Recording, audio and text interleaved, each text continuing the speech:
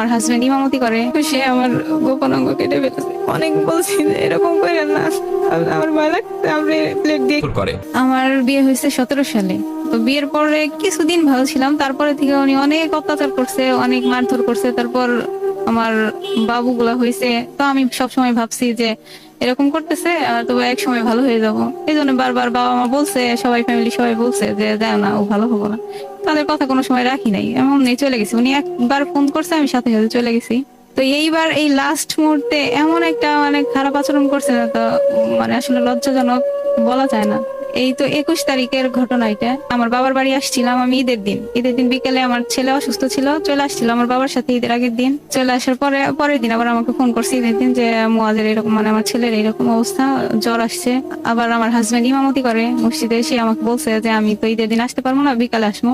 তো আমি তার অনেকবার ফোন করছি বা বাড়ির সবাই বলছি যে আমি তো মুয়াজ অসুস্থ, আমার ছেলে অসুস্থ, তাহলে আমি ওরে আনতে গেলাম। পরে ও ফোন করলো, হাজবেন্ড ফোন করলো যে চলে আসো। আমিও চলে গেলাম সেদিন।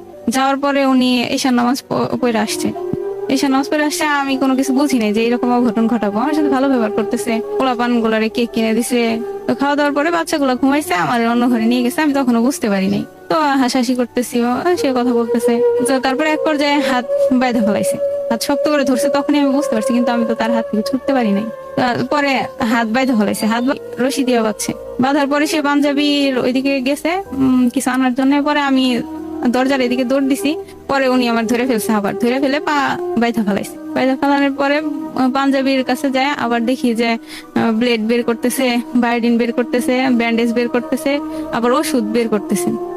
তো আমি অনেক বলছি যে আপনি এরকম করতেছেন কেন, আমি কি দোষ করছি যে আমার কি করবেন, এইগুলো অনেক কিছু বললাম।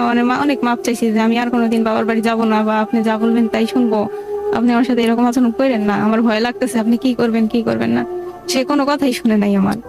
তারপর যে ঘটনা ঘটেছে আসলে বলতে লজ্জা করে, তো সে আমার গোপন অঙ্গ কেটে ফেলেছে। আমি অনেক অনেক বলছি যে এরকম করেন না, আমার ভয় লাগছে, আপনি প্লেট দিয়ে কি করবেন। তো সে শুনে নাই, তো কেটে ফেলছে। মানে তখন আমার মনে হয় সেন্স ছিল না, যে আমি মানে বুঝতেই পারি নাই যে কি হইলো এখন। মানে আমি কেমন জানি হয়ে গেছিলাম। তারপরে সে মনে হয় বায়োডিন দিছে। পরে মানে একটু সেন্স যখন আসছে, তখন দেখি যে আমার কম্বল, খাটের নিচে, মানে সব জায়গায় দিয়ে ব্লিডিং, সব জায়গায় ব্লাড পড়ছে। আমার হাত দিছি, হাতে ব্লাড, কাপড়ে ব্লাড, সব জায়গায় ব্লাড। তো সে সাথে সাথে দেখি যে খাটের পাশে পড়ে আছে ব্যান্ডেজ, যতটুকু ব্যান্ডেজ ছিল সব ব্যান্ডেজ দিয়ে মুইসা ফালাইছে, কাপড় দিয়ে মুইসা ফালাইছে, তাও ব্লিডিং বন্ধ হয় নাই। পরে সে কচু নিয়ে আসছে যে রক্ত বন্ধ করানোর জন্য। তো আমি অনেক মাপ চাইছি, আর এইগুলো করেন না, আমি এখন মারা যাবো, আমার আর এরকম কষ্ট দিয়েন না।